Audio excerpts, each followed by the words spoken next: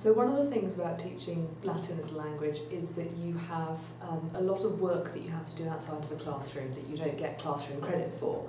You need to keep up on your learning your vocabulary, you need to practice your translations, and the way that our degree is set up is you only have the in-class tests and the end of year exam, and that's all that counts, which is fine, but there's sort of a lot of other work that's expected to be done and that you need to keep on top of. So I introduced gamification in order to give some kind of motivation for that kind of work, because I found when I first taught the course I was expecting an awful lot of this stuff to get done, and it just wasn't being, the good students obviously were sort of fantastic, but the students who could be good with that bit of extra help just needed a little bit more to sort of get them doing the kind of work they needed out of class to get their language proficiency up and going. And some of my colleagues in the States had gamified their beginning Latin courses completely, because they've got a bit more flexibility about how they schedule, so that was how they were assessing their students full stop, was through gamification. And I thought, I can't do that here, but I could put it in as a formative assessment element, and we'll see how that works. And it seems to have really done the trick. It seems to have given students sort of the short-term motivation, as it were, to do the work they need to do, but also an easy way of tracking for them whether or not they are doing the work the course needs them to do, whether they're keeping on top of it, whether they're practicing what they need to practice, and at the same time that means they're having flagged up for them areas of grammar they might need a bit more help with, and they're sort of doing that continually throughout the year, rather than just in these panicked bursts before tests or just before the final exam. So the way that I approached it was, I thought, well, what are the skills I really want my students to develop? And I designed various activities which are based on the kinds of things that we'd be doing in class anyway. So I have an insignia system, a badge system. Insignia is the Latin for badge, so they're insignia that they compete for.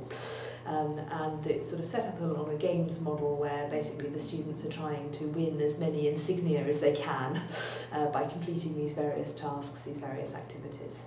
And there are different categories of insignia, so they get an insignia verborum, a badge of words for learning their vocabulary and sort of getting enough of them right on roughly a fortnightly vocabulary test. There's an insignia versionis independentis, or a badge for independent translation, which is when they've got passages of Latin to translate at home, which they do on their own. Conjuncte, versionis conjuncte, which is translating Latin that we've done in class together, and sort of completing that translation and handing it in. All of the insignia are, apart from the verborum, apart from the vocabulary, where obviously they've got to get it right, are submitted a one by submission only. So they just have to complete it and hand it in. They don't have to get it right, because that means they've got the opportunity for the feedback and for the improvement. And I wouldn't expect anybody at an intermediate language level to hand me a perfectly correct piece of homework, because that's not the level of language they're at, they're learning. So it's sort of the completion of the insignia is what sort of gets rewarded. And at the same time, that's reinforcing areas of grammar, areas of syntax, and other sort of skills that are important and they need to be developing at this stage. I asked students to complete a sort of questionnaire for me after the first time that I did this sort of model of teaching, and asked them how they found it, were they sort of enjoying it, was it useful, and the vast majority of them said yes it was. I had one student who said no, it doesn't work for me, but that's because I don't find the motivation useful, and given that the motivation is they're competing for stickers and to beat each other in how many insignia they've won, that's not going to appeal for everybody. The course I'm teaching this year have really got into it, and they are fiercely competitive over it. So of course the makeup of the class and the personalities is also going to make a big difference to how students respond. So if you've got a group that gels like that and that really gets into it, then of course that's fabulous. But even if it's the first time I taught it, you've got some people who sort of go, I'm not terribly on board with this. The rest of the students didn't mind that didn't seem to affect their engagement, and they really valued the opportunity to have a sense of whether they were on track, to have sort of a strings-free way of saying, here is my go at some Latin, has that worked? You know, what have I got wrong? Without any impact for their grade, but being able to practice.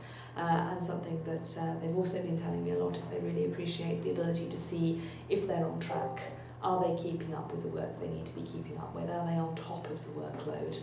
Because learning a language is one of those things that just requires so many, so much, so continually. You can't sort of just leave it. So having sort of a very visual reminder of these are the tasks I'm meant to have done, this is what I'm meant to be doing, is very helpful for them to make sure they're putting in the work they need to.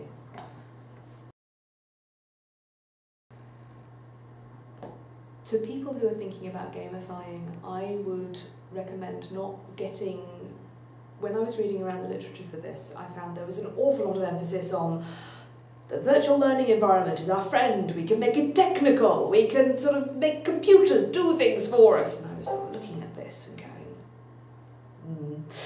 going, I think the first thing is a game can be played, you know, on a snakes and ladders board as much as it can be played on an Xbox. You know, if for your particular course it works well just doing it on paper and pencil equivalent, which is what I do. I literally, it's handouts and stickers, and that works fabulously well for what I need it to do. So don't get put off by the idea that you're going to have to put all this investment into putting magical things onto Moodle or something like that. You know, it's perfectly possible to run gamification sort of on a low-tech but equally effective basis. The second thing would be, don't underestimate how keen students can get if they're given the opportunity to compete with each other in a friendly, everybody can win, open environment. And I mean, I say to them when I introduce it at the start of the term, yes, you're competing for stickers, but who doesn't love stickers? And they run with it, and they enjoy that aspect of it. They sort of, at this stage of their lives, they are happy in a weird way to return to primary school whilst doing something at the intensity of university. You know, it's a nice play-off of playfulness, really. And bringing that playfulness into the classroom, into the learning environment, is one of the lovely things about gamification. And the third thing I would say is think very carefully about what particular tasks are going to really support the students when you're designing what you want them to do for game aspects, for their challenges, for their points, for their teamwork, however you want to play this, as it were. Think about which particular skills you really think they're going to need and need consolidation for and need that kind of continuing support, and build those into what you're doing. I mean, really base it on the needs of the students, not on, as I say, the temptation to do something flashy and whizzy and clever. I mean, it's really going back to pedagogical basics in some ways and thinking what are the really key things that students in this course need that extra formative support time to build on and to develop. And then build whatever you're going to set your game, however you're going to set your game up around those basic tasks, and that will give the students the opportunity to really consolidate those basics.